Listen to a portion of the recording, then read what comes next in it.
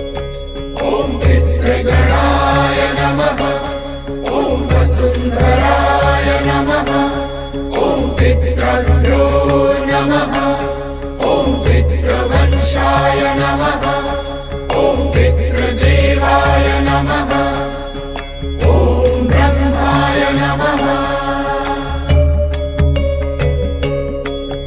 ॐ पितृगणाय नमः। ॐ वसुन्धराय नमः।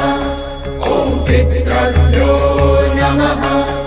ॐ पितृवंशाय नमः।